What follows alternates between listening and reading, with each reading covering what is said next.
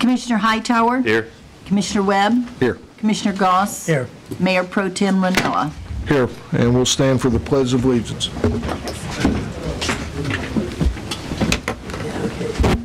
I pledge allegiance to the flag of the United States of America and to the republic for which it stands, one nation, under God, indivisible, with liberty and justice for all.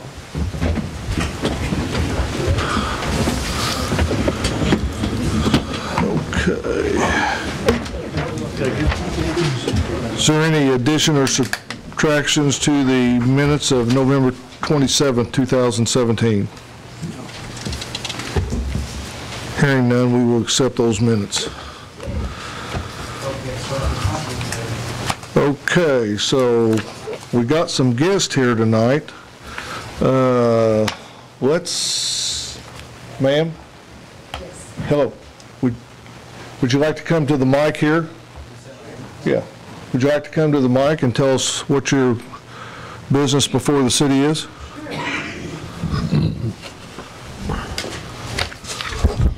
Thank you. My name is Susie Seelock. I am a board member of the Boynton Street Community Center, and I'm also a 2-year volunteer for the after-school program that is held at the center. And we have 3 young people here with us that are also a part of that program, Jolene, Joel, and Julia. And we understand that Mr. Roper and his boys, through working on the Bricks for Main Street project, is planning on donating some of the proceeds from that project to help the Boynton Street Community Center program. And we are here, I think, to get our picture taken. So, and also to say thank you so much to Mr. Roper and his boys for their generous gift, really extending the spirit of Christmas this time of year. So Good. Thank you so much. Okay, why don't you just stay right there. Reese, why don't you come on up here? And for all you that don't know, this is Reese Roper, and he approached the council this past summer and with our South Market project, and Yes. he wanted to sell bricks and to raise some funds for non-for-profit organizations that he felt were in need of this money. He picked 3. He actually raised $10,000, and then after the engraving, we had $7,500 left. And he picked 3, and we're going to give those out tonight. Boynton Street is one. I'm sorry, we didn't know you was affiliated, or I didn't know you was affiliated with Boynton Street, and I apologize for that.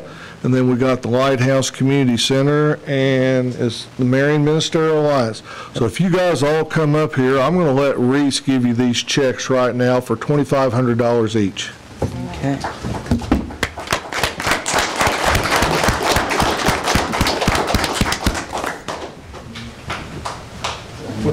You crave on Yeah, why this. don't we get out here in front? Do you want the kids from Boynton Street and? Yeah. Yes. You guys stand up here in the back too. Okay. And get in this picture. There we go. And here, I'm sorry. You get behind the tallest one. Yeah. I get behind the shortest one.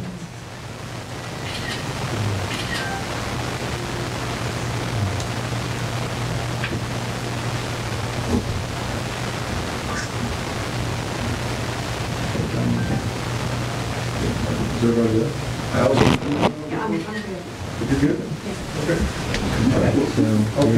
You want to tell them who they were, Reese? Wait, Reese, call out their names. Yeah, this is Boynton Street. Why don't you come over here and get in front of Reese and take an individual picture? Okay. Okay, there you go. Oops. Boynton Street. Get the kiddos in here? Yeah. Yes. Okay.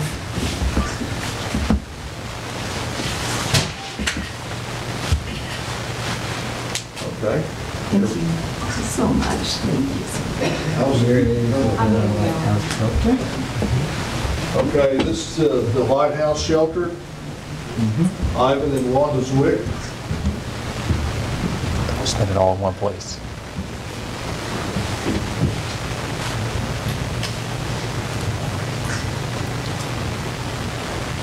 Okay.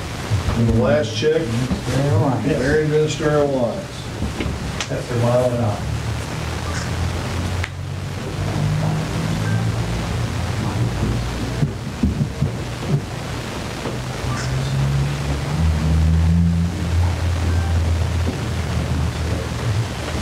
Thank you. Well done.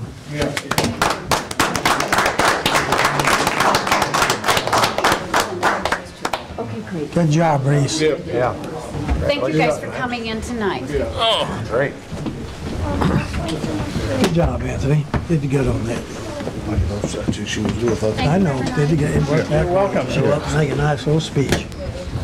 Tom, I think you and Allison need to be commended for what you've instilled in Reese, and that he thinks of others and not just himself. And I think that any of these recipients tonight would tell you that this is at a time of year that they could very well use this money in helping others that are less fortunate.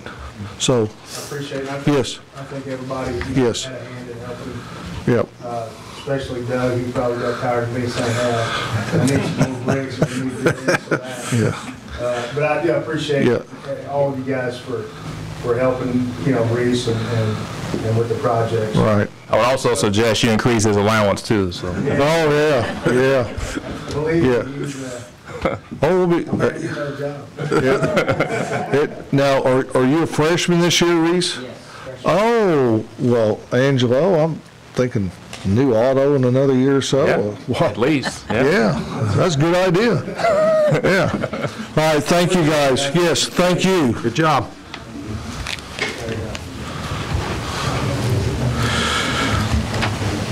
Okay, this comes to our favorite time of the year. Thanks for such a great kid. Thank you, Ron. Thanks, thank you very much. Thank you. You're number one on the agenda. Thank you, ma'am. We got the graphs. Is this like last year? Jelaine Luckett from Gray Hunter and Stand to present our audit report for the fiscal year ending April 30th, 2017.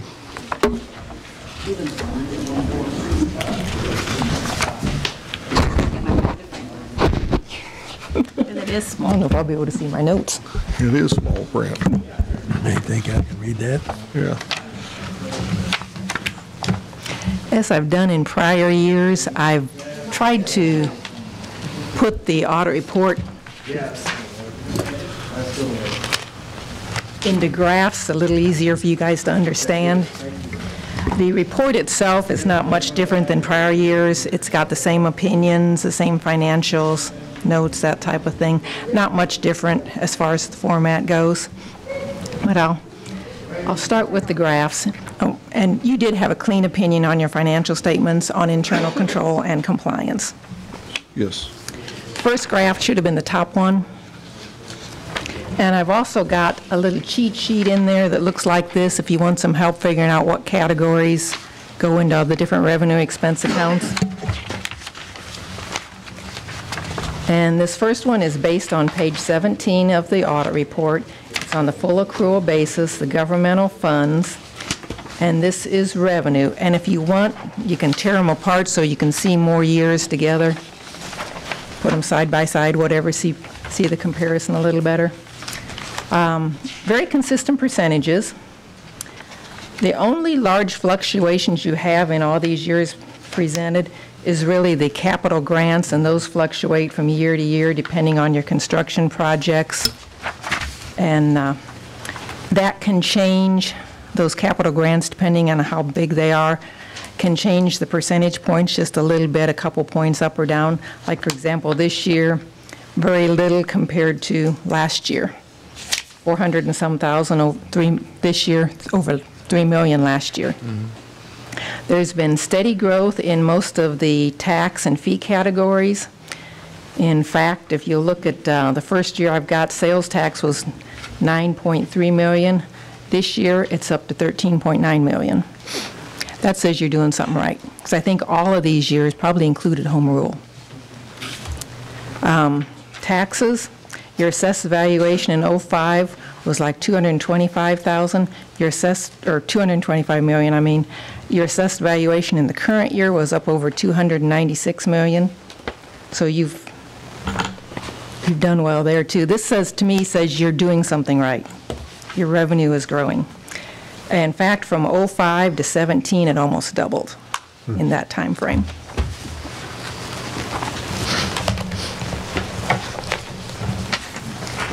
Next graph should be the second one in your packet.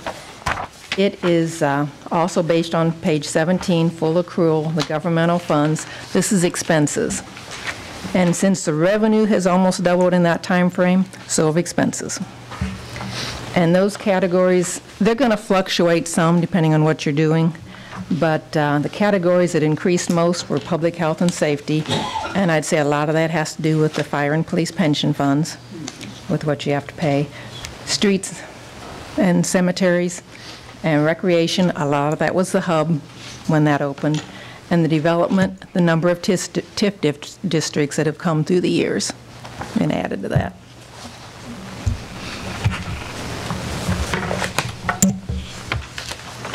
Third graph in your packet should look like this. This is also full accrual based on page 16, which is the equivalent of a balance sheet. And if you'll notice, from '05 to '17, your assets have more than doubled. Your fixed assets grow as your construction projects are completed. And then a direct correlation, the cash fluctuates with those construction projects and the bond issues.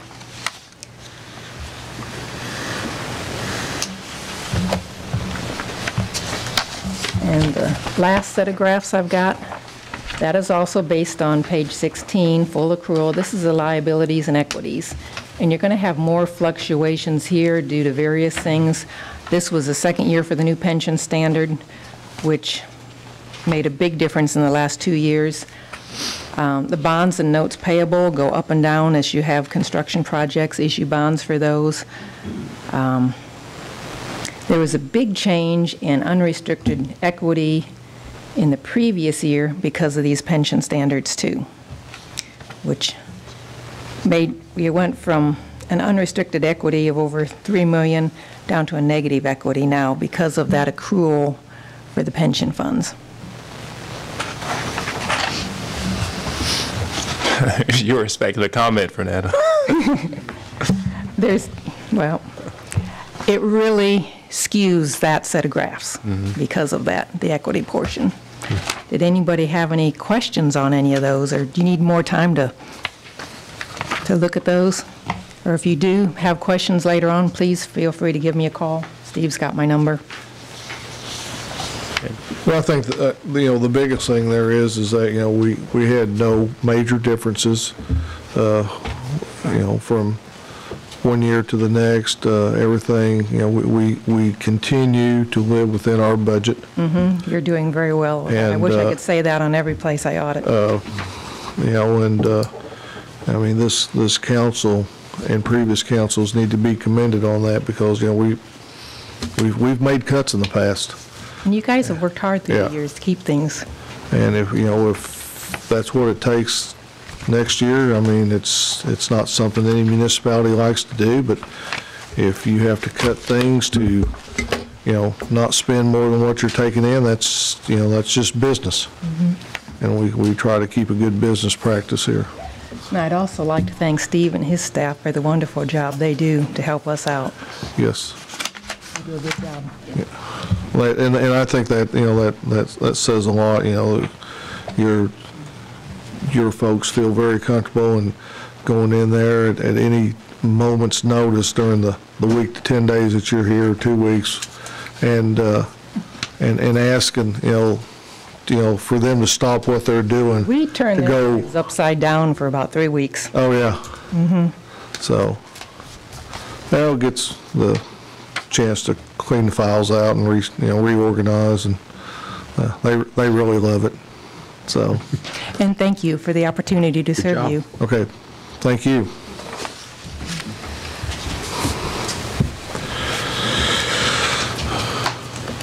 Okay, Steve, are you ready? It's your time to shine. Ordinance 3412, ordinance providing for the levy of taxes for the city of Marion, Illinois, fiscal year 2017. Here.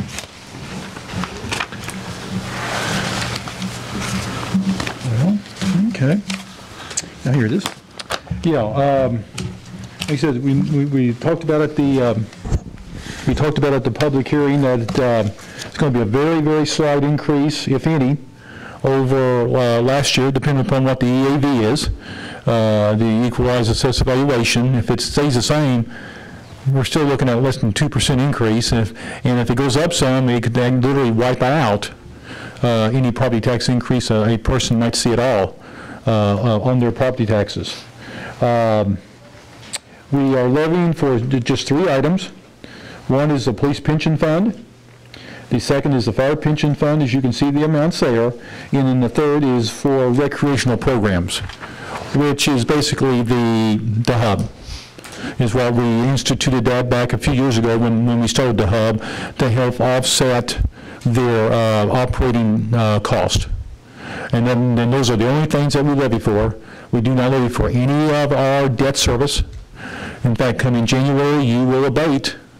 We will have abatement resolutions for you where you will approve, and then therefore none of the debt service will go on the tax rolls. We pay all that with sales tax and other funds, which is very unusual for a public entity to be able to do that, I think. As far as rec tax, is that partially for the pavilion and the civic center too? It really goes to, that really goes to the hub. But what that allows us to do though, then that allows us to take some of our hotel tax and split it between the civic center and the pavilion, is what it does. So 6 of one, half dozen the other. This money goes in here, but then it allows us to take other monies and spread it out to other places. Okay. And that total comes to $1,831,152. Yes. Okay. Any questions? What's your pleasure, gentlemen? I'll make that motion. Second. Got a motion and a second. Call the roll. Commissioner Hightower? Yay. Commissioner Webb? Yay. Commissioner Goss? Yay. Mayor Pro-tem Ranella? Yay.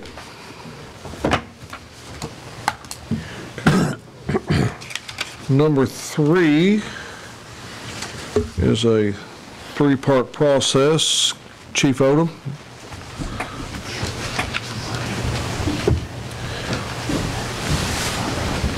He's going to talk about how they like their current digs right now. Yes.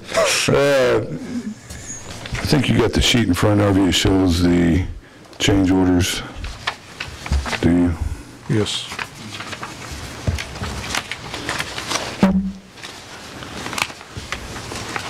Basically what it is, the original contract, and then there was items 1, 2, and 3. Council had already approved these for a value of $141,350.81.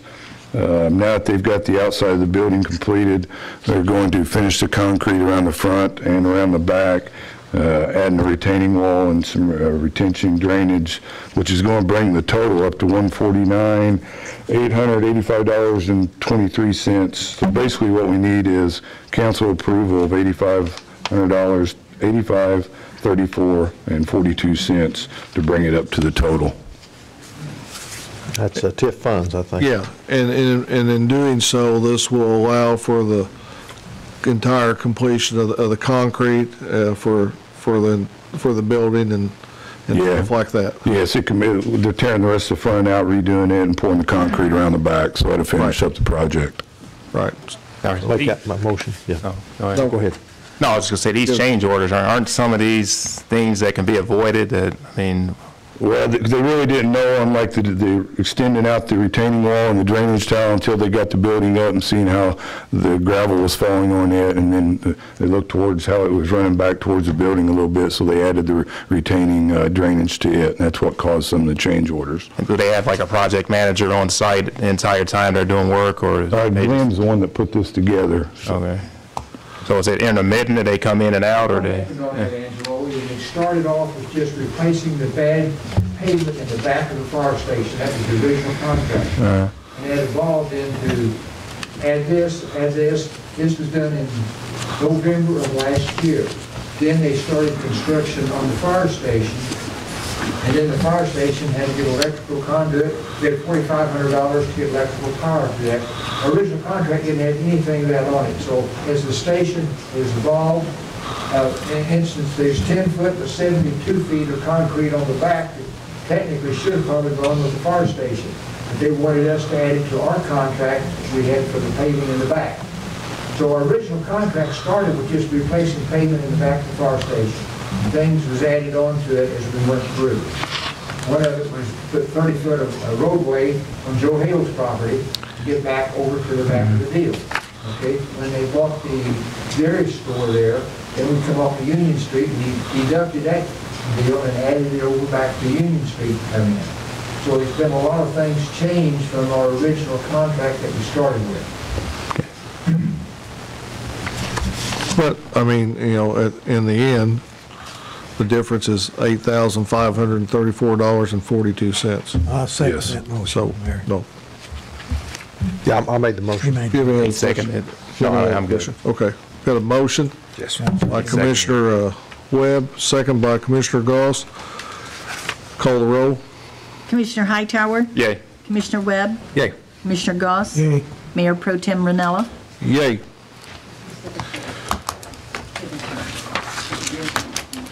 Okay, these next two are kind of a joint deal. I was on the emergency telephone standard board, and upon the retirement of the mayor, I don't feel that it's in my best interest to stay a member of that board. So I've submitted my resignation to the board, and Chief Odom agreed to fulfill that appointment. So B and C are kind of all in one. Accept my resignation to the board and his appointment to the board on behalf of the city of Marion. If there's no motion, does that mean you remain on it? I'll make them. Thank you. We got a motion? I'm just checking. I'll second. Okay. Have a motion and a second. Call the roll. Commissioner Hightower? Yay. Commissioner Webb? Yay. Commissioner Goss? Yay. And Mayor Pro Tem Ranella? Yay. Okay. That'll take care of B and C.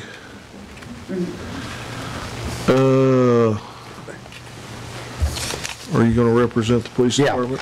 Yeah, what we're wanting to do is have the approval to purchase 5 EMRT vests, total cost of $13,322.92. We're going to pay for them out of the drug fund, which is $9,322.92, and then $4,000 donation from the Rotary Club. I think that past dinner thing they had last weekend. So we really appreciate the Rotary Club on that, and the drug fund is really doing good. I was talking to the police chief this evening about it, and she's trying to get a tabulation on it, but I think since we've formed our own force, they've taken in about $122,000. So it's been a really good thing. So with that, I'll make that my motion. Of that $122,000, how much do we get? We have about $34,000 sitting in the account now. Yeah. Once we collect it, we send it all to the state or the feds, whoever it goes to, and then they send our portion back to us.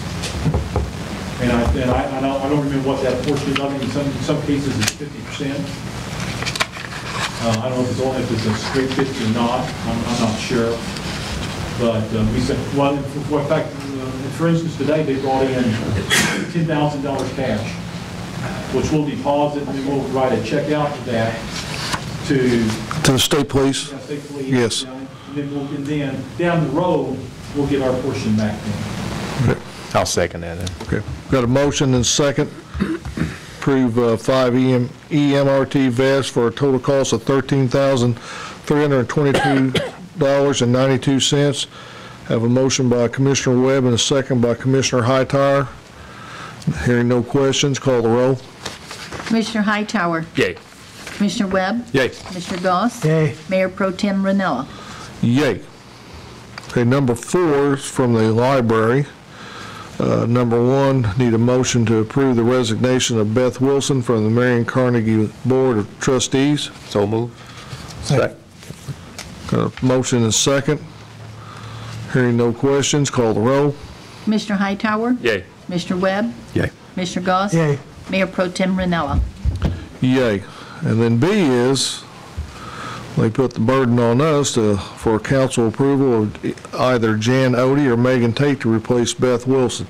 Anybody got any insight on either of them? Well, I The don't, letter says they recommend them equally. yeah, so obviously Flip there's a only one position, and would you want to flip a coin? Who is who? Who's gonna be? Jan, we'll just let Jan be heads and Megan be tails. It's all your fault. All right, yeah, pressure. It's on tails. Tails? Okay, I need a motion to approve Megan Tate to replace Beth Wilson. I'll make that motion. I'll second. Got a motion? Actually, I can use the cord. I borrowed off of her. That's okay. That's okay. Had a big mechanic bill today. Okay. I second that motion, yeah. Okay, got a motion and a second. Call the roll. Commissioner Hightower? Yay. Commissioner Webb? Yay. Commissioner Goss? Yay. And Mayor Pro Tem Ranella? Yay.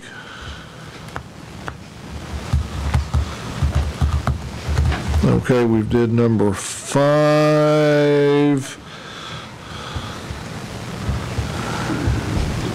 Do we have to approve this Yeah. person at 7,500? Yes, yeah, we got, Hold on a minute, I think we got to approve that 7,500, don't we? that's not our deal, Okay. is it? Shouldn't be, but we Number- have the money. Do we, Steve? Do we have to approve this person, Steve, Well, Reed's passed out the, Yeah, the $7,500 we were holding, do we have to approve dispersing it? You're wanting to know about 5B? 5A. Okay. If we need to take council action to disperse the We $7,500, did on my chapel fund. yes, Yeah, we did on my. we have a motion. I'll second. Yeah. Second. Any questions? Who made the first, who made? I did. Okay, Commissioner Goss okay. I did and second. Commissioner Webb was the second. Approval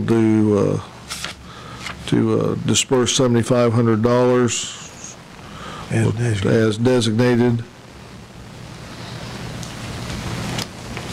Call the roll. Commissioner Hightower? yay. Commissioner Webb? Yay. Commissioner Goss? Yay. Mayor Pro Tem Ranella? Yay. Okay, thank you. Yes, sir. I've got two things on the agenda here I'd like to ask the council to approve. In order to work on all of our vehicles from every department, big vehicles, new vehicles, the trucks, the cars, anything later than 2011, our scanner was dated 2010 that we currently have now. And anything that we have to hook up to a scanner, the plugs are obsolete to the one we currently have, so they're going to give us $4,660 trade-in on that scanner toward a new one. It will have all the adapters to do fire trucks, police cars, the SUVs, everything that's up to date. And also in this package, it costs us $1,200 a year for an update for these programs. They're going to give us a 3-year free update for these programs at $1,200 a year. So our total cost will be $17,144.99 for this new scanner that would adapt to all vehicles we have, including the equipment too. I mean, anything with a computer on it, it has an adapter for computerized equipment also. So it would be, I'd like to have a motion to approve that if we could. How many vehicles do we service in Oh, my the city? goodness. 200? A bunch, yeah. I don't have an exact count, but we've got all the new trucks, the big snowplow trucks, the internationals. We have no way of scanning them. Every department we work on down there has some sort of vehicle that we have to scan, and that makes it with a computer. That's the only way to go to diagnose it. I assume that all departments will share equally in this cost, or does that all come out of the street department? Negative. I assume that. I make the motion, we What is the cost on that? $17,144.99. I move to approve that purchase. I'll second. With funds coming from the street department budget? Yes. What Steve just told me. Yes. That surprised me that he'd tell me that. Yeah. You guys jumped on that one real quick, didn't you? Yeah. Yeah. Okay. Hearing no questions, call the roll. Commissioner Hightower? Yay. Commissioner Webb? Yay. Commissioner Goss? Yay. Mayor Pro Tem Ranella? Yay. Okay, the second item I have is the black decorative lights around the square. We're adding them over by the old City Hall building down the alleyway there, here on East Main Street and down North Market. I need 10 lights of the decorative lights at a cost of $14,330 plus $1,600 shipping to get them here. So 15,930. Yes, $15,930, yes. Motion approved. Have a motion to approve? I'll second. That's out of TIF funding there, the lights are. It's TIF money. So I like spending it. Yeah. Have a motion and a second on the floor. Call the roll. Commissioner Hightower? Yay. Commissioner Webb? Yay. Thank you, Doug. Thank you. Thank you, Doug. Doug, you want to stay up here and just do Charlie while you're at it? Sure. And Yeah. Mayor Pro Tem Ranella? Yay. Charlie Ferguson, our utilities inspector, has submitted his resignation. He's took another job, and it's my motion to accept it. We have another guy in place that's he started today as far as going down there with him, seeing if it's a good match. He's done a lot of the same things. He's worked in construction, storm, sewer, streets, and he's worked for various contractors here in town, and we expect that he's going to accept a job there too. He was sure he was today, but we wanted him to take a day and go down there with Charlie and see exactly how we've got the program set up. So it's Future council approval. future council approval. Yeah, We'll probably do that. We'll do that at our next council meeting, and probably his first day of work will be January the 2nd. Okay. And will that be suitable for Charlie with his new position? Your letter there says Charlie's resignation is December 31st. Yeah, December 31st. That'd be great. Yeah, perfect. Yep. So, Yep. Be fine. Okay. Yep. Thank you. all right, Thank you. thanks, Doug. Need a motion. We need a motion to accept his resignation. Yes, we make that do. We need a motion to accept resignations of Charlie Ferguson as our utility inspector. I'll second. Call the roll. Commissioner Hightower? Yay. Commissioner Webb? Yay. Commissioner Goss? Yay. Mayor Pro Tem Ranella? Yay. Where's Chris? Good evening. Bring it down. Okay. We've got some higher recommendations, higher requests for approval, council approval this evening, 2 full-time and 1 part-time individual. The first one is an individual. First, let me kind of state what the position is. Of course, as you probably know, the fitness coordinator position, one of the 9 department leadership positions at the hub. This particular position, tell you a little bit about it. It's oversight. It's basically leadership of currently 30 staff, including fitness floor staff that maintain the fitness floor, provide member service, member supervision, in addition to cleaning of equipment and insurance, assurance that the fitness floor equipment is operating safely. So they do that throughout all various shifts of the day. There's also leadership supervision of group exercise instructors, personal trainers, and various orientation staff, orientation functions. As you probably know, many people, a good number, not in all cases, but a good number of members get their membership for various purposes of either fitness, group exercise. So a large portion of our membership utilizes the fitness floor. So it being the second floor supervision of all those staff, it is a position that over the past, in its vacancy over the past 2 months, I've directly led that group, that department. And I do want to go on record to state that I'm quite proud, as I've connected closer with this particular group in that direct supervision. I'm quite proud of this team, how they work as a team. They're unified. They cover for each other. They're really focused on our mission relative to member service. So I'm very proud of them. One individual who's been with us on that fitness floor staff since the beginning is my full-time hire recommendation to that position. And that's Russell Rao. He started as a fitness attendant, exemplary service, and then he has most recently gone into a security position as we added a security position at the hub. So he has been with us since the beginning. He's my full-time recommendation. For this position, we had 19 applicants for that specific position for fitness coordinator. We interviewed 8. We had 2 internal candidates, him being one of them, and then one that was previous hub staff. We interviewed 8 total, and very competitive group. We looked at some of the criteria that we focused on with that was general leadership experience, general and technical knowledge of the department discipline, budget and equipment, budget knowledge and experience, equipment purchasing experience, and supervisory experience working with large teams. He was a former associate warden, too, wasn't he? Yes, absolutely. So he has over 30 years of experience, senior leadership as an associate warden, as a captain in various specialty positions within the Federal Bureau of Prisons.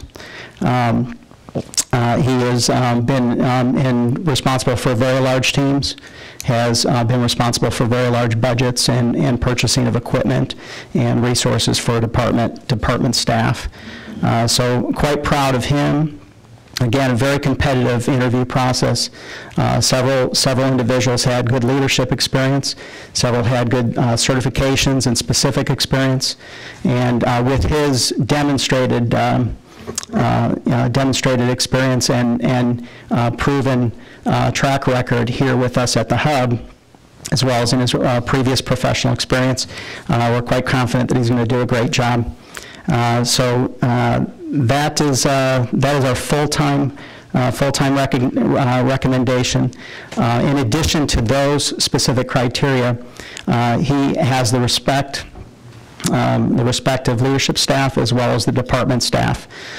He's proven that over time. So, what about his position in security? Will he be relinquishing that? He'll have to relinquish that. And in fact, his last shift was this past Sunday.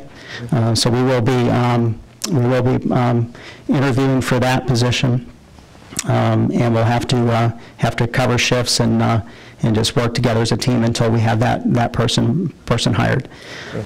Security position, relatively new position, but we deem it as a very important, really critical position right now. So that will be hopefully, if we can get a person in the interviews done, person selected by the 26th, hopefully that name will go to your council on the 26th. So the previous fitness directors, have they been salaried or have they been hourly? They started out as salaried.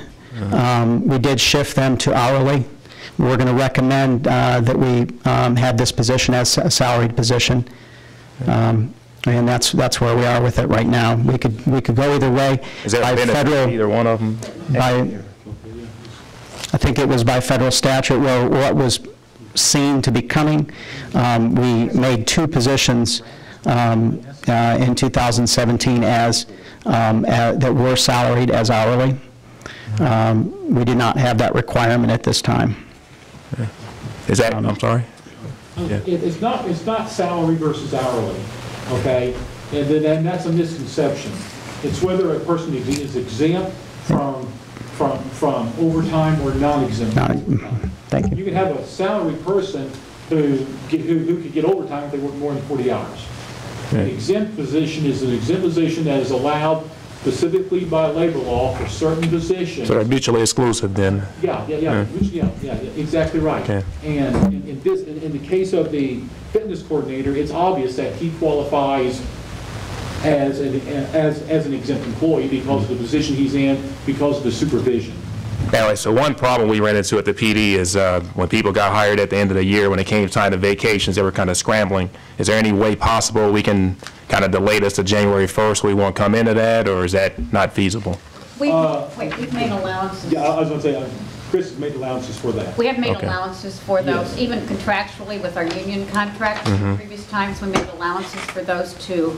That waive, Anthony, you brought that up during collective bargaining, had that Like to March or something?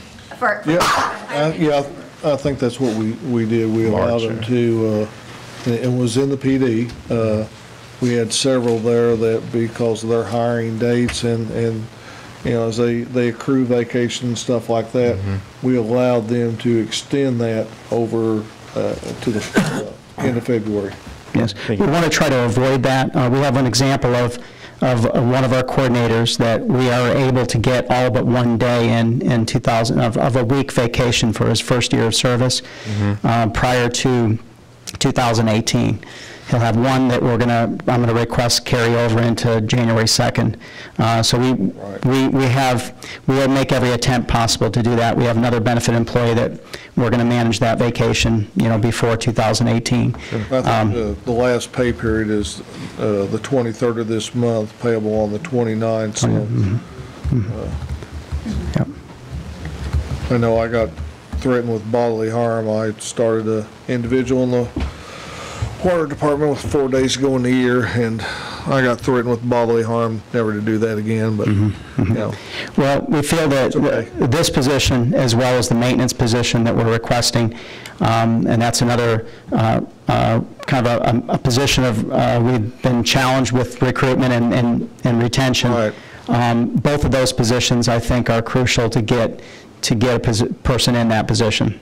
So I'll talk a little bit about that. Why have we been challenged with recruitment? Well, we have had part-time hire, based on the shifts, like weekend shifts, nights, closing, at the rate that we've been offering, at $8.50 an hour for our maintenance staff.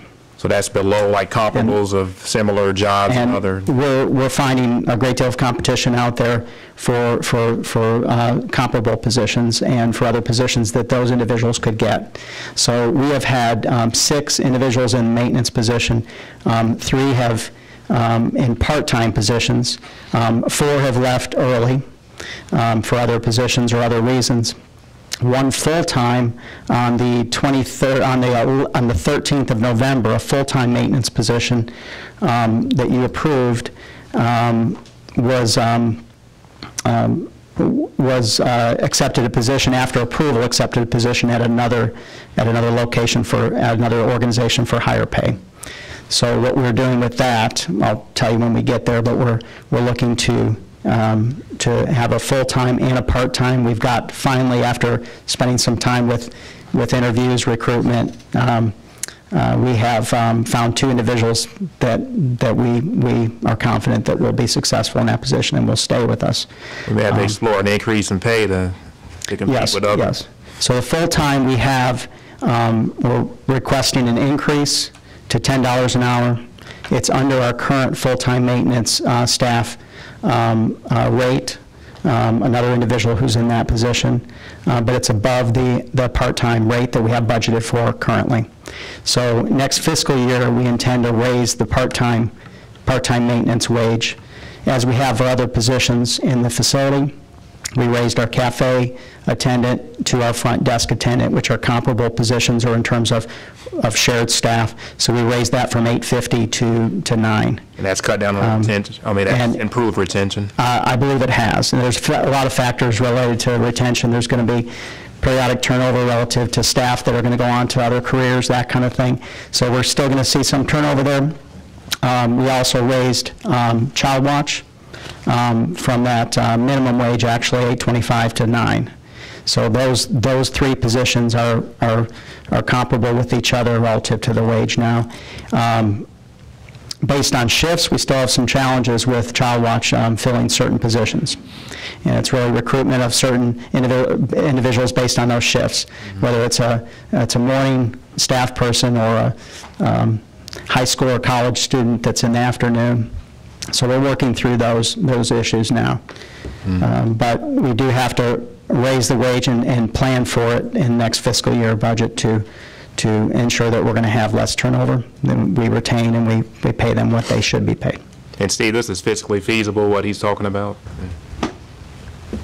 Well, we're going to budget that relative to the wage increases when we get there as we go through that budget process. But this full-time, yes. It's replacement of a full-time staff person that was at a similar rate, a little bit lower, but at a similar rate. So we're just, in order to maintain the facility, we feel like this is where we need to go with it. Okay. Sure. I'll make that motion. All right. So the two. Russell Rao, fitness coordinator, and that salary of $42,000 per year, and that's the first. And Christopher Robinson is the maintenance, full-time maintenance staff at $10 an hour. Okay. I'll make the motion. We have a motion. I'll second. We have a second. Call the roll. Commissioner Hightower? Yay. Commissioner Webb? Yay. Commissioner Goss? Yay. Mayor Pro Tem Ranella? Yay. Okay, B. Two positions. This will allow us to, again, maintain the facility and retain this person. A younger person, Dustin Barnett, maintenance or janitor at $8.50 per hour, what we currently have budgeted for that position. And then in order to manage budget, not go over as far as maintenance goes, that person can also work fitness attendant. So there's two job classifications that we're requesting for that position, fitness attendant at $9 per hour. Just to simplify Steve's bookkeeping, couldn't you just make it all $9 or so, keep him from trying to break this down? Well, that's, the $8.50 as we started with our facility opening, there was that difference, and we need to correct that. Will all positions be the same? No, because we do have some positions that are higher than that. I understand that, but it seemed like... But as far as the base rate goes... You got a nightmare of bookkeeping with us, $8.50 and $9 in the half a day here. Well... It looks like you could put that all at the same pay scale. But we will also have individuals with maybe a... As we get there each year with a quarter increase, there's going to be some variances in rate. But as far as starting rate goes, we can get closer to being on the same level for a comparable position, for entry level position or. Talking about the nightmare, I mean, being finance commissioner, we have individuals there that work out of 4 different or more departments, right? Well, in many cases 2 or 3 departments, maybe 5 job classifications. Yeah. That's true. And that's and what it affords us is it's complicated, yes. What it affords us is those individuals to have the opportunity to demonstrate and to work their talents relative to what they can offer, to actually rise to different positions, with further training, rise to different positions with a higher wage, cross-train. Yeah. So some of those individuals, we've actually, in many cases, had them as benefit employees, and we've had that discussion before. Should we have 100 part-time employees or 75 plus more benefit employees? There's a trade-off on that. But it allows them to do multiple positions and become more valuable to us, but also be able to excel. I understand that and appreciate it, but it seems to me that something can be reached a lot simpler than what we're doing for bookkeeping. They spend as much time keeping books on the hubs they do on our employees in the city. Yeah. And it seemed to me like there should be a study made in some way to get this consolidated a little bit. Not criticizing with you at all. And we've discussed, and we've met before, and we're going to discuss. Part of the problem you have is this, is that the hub we have set up, it's like a general fund. Yeah. Just as a general fund, we have various departments. We have the same thing in the hub. We have various departments. I know. Well, if you eliminate departments and throw stuff together, then everything, as much as I hate to say it, everything becomes convoluted then, and you don't know what a specific program is doing. That's right. And at a facility like the hub, they need to know what a specific program is doing to be able to make determinations. Do we want to continue this program in future years, or do we want to drop this program and try something else? That's why we have those different departments. Thank you, Steve. It's almost the nature And the different budgets. Even though it does take us, you're right, it takes us as long to do the hub's timesheet payroll as it does the rest of the city. I understand you need to isolate each department. I understand that. But it seems like they all could put in 2 or 3 pay scales instead of what we have here. We've worked at different levels, and Yeah, and I think that's what he's trying to work at, everybody That's at a goal for like a $9 level. next year. Well, that's what, I haven't understood him to say that, so I'm asking you. If that's Okay. where you headed, that's fine with me. yeah. As I said, with cafe, front desk, and child watch, we've got them at 9 now. We've had like a 3-year phase-in to try to equalize some of those because we didn't know how much, what revenue would be coming in. And then I think what he's saying too, John, is then next budget year, he would like to have the janitors at that same level. Now we're getting to where I'm trying to, Yeah. thank you, appreciate it. Thank you. Another consideration, would it present any accountability issues with respect to who they report to? Would they have these different? Multiple, applications? no. In that particular department, they're accountable to that supervisor. I know they've got multiple supervisors, but for that job class, they've only got one supervisor. I'll make a motion through this Dustin Barnett. I'll second. We got a motion and a second. Any discussion? Hearing no discussion, call the roll. Commissioner Hightower? Yay. Commissioner Webb? Yay. Commissioner Goss? Yay. Mayor Pro Tem Ranella? Yay. Hard habit to break. That's close, isn't it? Oh, boy, it Yeah. was. Just 55 years worth. Okay, number C. See, job classification additions for existing staff, not a new position creation. We've got Alec Jimenez that's currently on staff with and Child Watch, as well as various sports programs like tackle football. I'm requesting that we have a basketball sports program assistant classification added to his classifications at $12 per hour. And Carly Williamson, who's currently the club volleyball director, this is a different type of job classification, volleyball instructor at $20 per hour at the same rate as her director position. And that is to offer volleyball lessons in that particular sport to ensure that we can provide for the demand of volleyball lessons.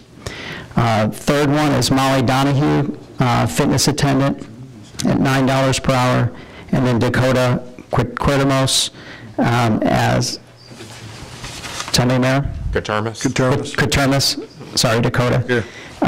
As fitness attendant for at $9 per hour. So they have current job classifications, and they're adding that particular one for each of them. Okay. I'll make that motion. Second. Got a motion and a second. Any questions? Hearing no questions, call the roll. Commissioner Hightower? Yay. Commissioner Webb? Yay. Commissioner Goss? Yay. Mayor Pro Tem Ranella? Okay.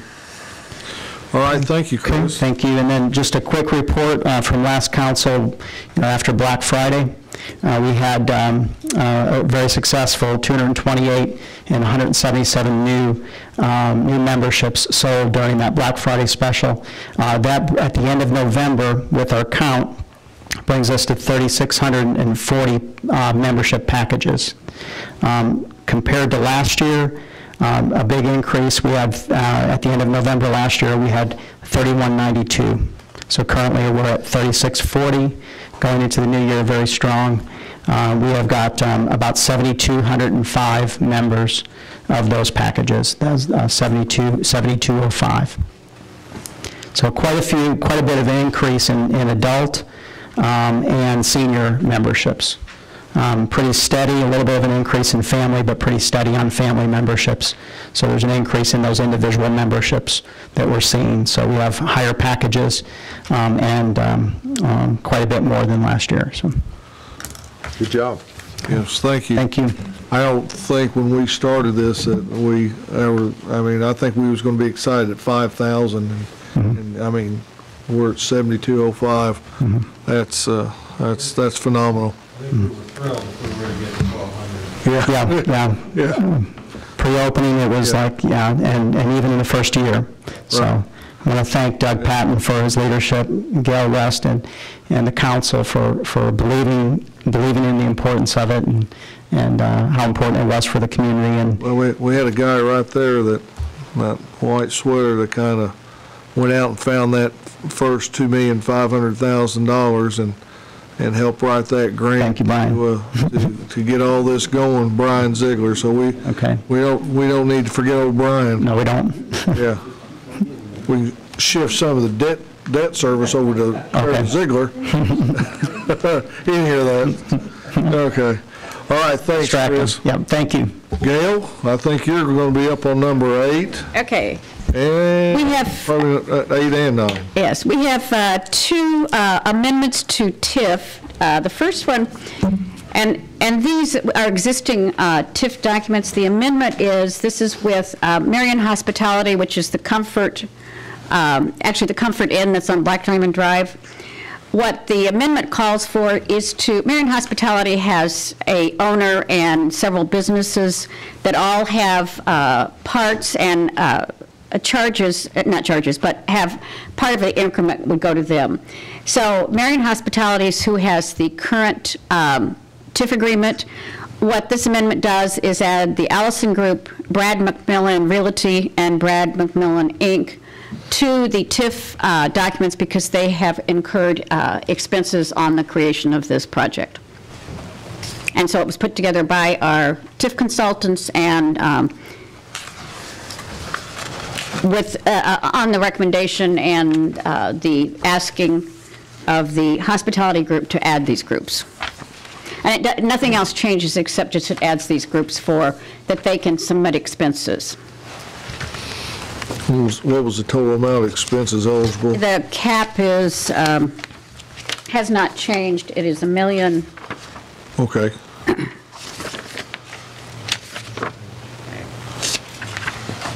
It's $1,374,800 is the, shall not exceed the cap of. Okay, so there's no change in the... No, there's no change in the percentages, the agreement, it just adds these partners on to the hospitality group. Okay. I'll make that motion to approve ordinance 3413. Second. Any questions? Hearing no questions, call the roll. Commissioner Hightower. Yay. Commissioner Webb. Yay. Commissioner Goss. Yay. Mayor Pro-tem Ranella. Yay. Okay, number 9, ordinance 3414. This is also an amendment to in the hub TIF for the business Jackson and Gray.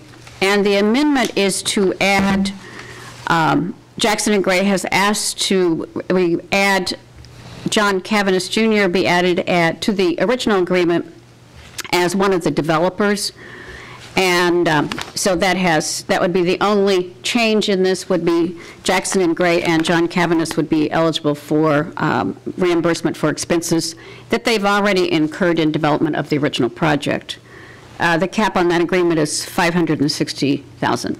Okay, well, we're just adding John as a party to the developer. Okay. I'll make that motion. We have a motion, second. Who seconded it? Jim? Yes. Jim seconded. Hearing no questions, call the roll. Commissioner Hightower. Yay. Commissioner Webb. Yay. Commissioner Goss. Yay. Mayor Pro-tem Ranella. Yay. Okay, if the council remembers, it may have been at our last meeting, the Lightning Bolt Special Olympic groups came, and we had in previous years had given them $1,000. So it never was formally approved because it wasn't on the agenda at that time, and we need to approve that donation to them. I'll make that motion. I'll second. Have a motion and a second. Call the roll. Commissioner Hightower. Yay. Commissioner Webb. Yay. Commissioner Goss. Yay. And Mayor Pro-tem Ranella. Yay.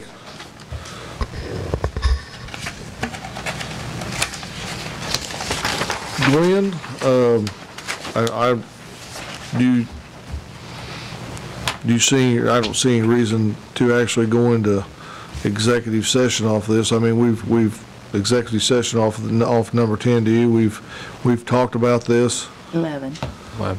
We have a new proposal that counter offered back. Really? Discussed with you on. Okay. And if does the council want to discuss the counter offer and back and forth, it's fine with me, however you want to do it. We can discuss it. If we don't like it, we come out in open session, do 12. We can do 13 right now. 12, yep. Depending how he has. Let's skip over to 13.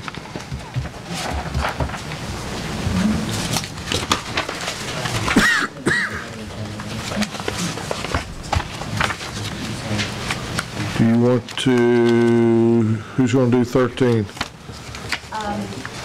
Probably Glenn. Glenn? When do you want to do number 13? You already have a copy of the proposed Yeah, it agreement? should be in the Yes. package. This is a culmination of about 3 or 4 months of negotiations back and forth, and we had 4 parties involved, and God so loved the world, he didn't send a committee. But it was kind of trying to get to this point of where all parties would agree to construct the road from West Main Street south to Westminster, and then from Westminster east to Fosse Road. Was the negotiations trying to get this done.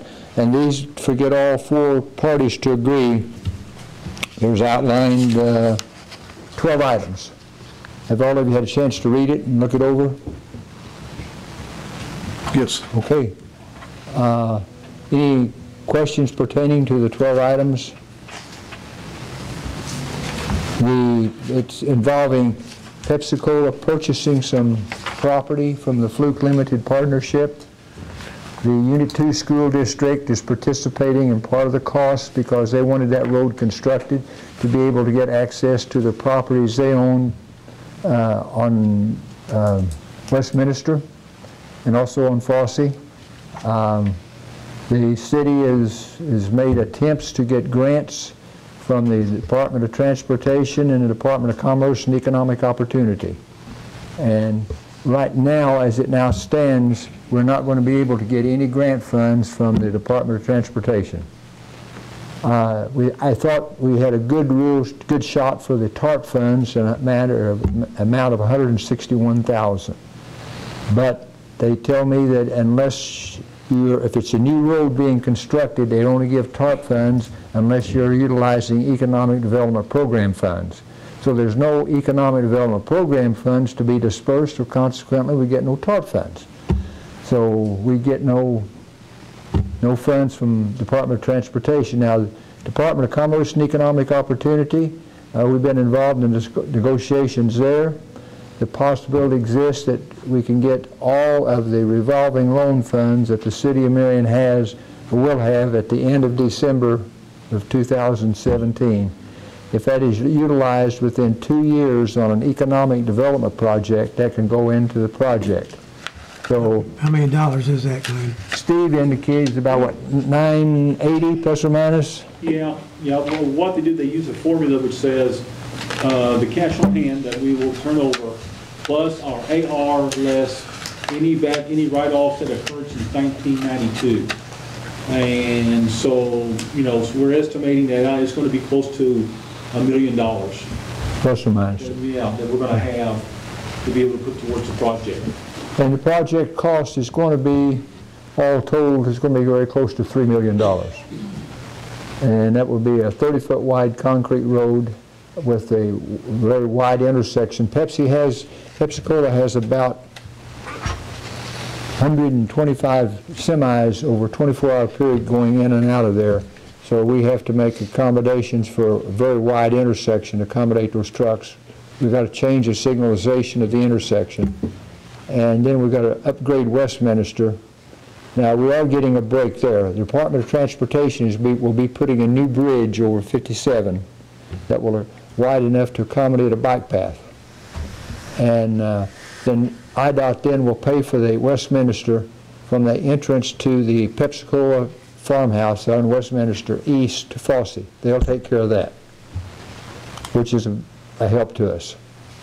but that will be 30-foot wide concrete street.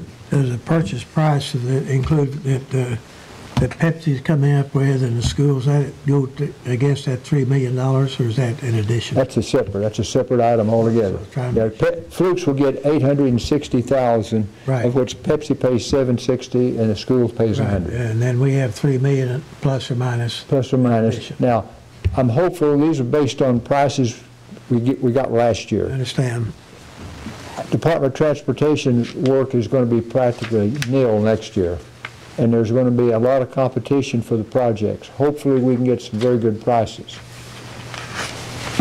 but we'll see. So we're going to be out about, $2 million to 200,000 is what it is, sets at now, 2,200,000. That's depending on getting back our money, the $1 million you're talking about. That's included. That's included.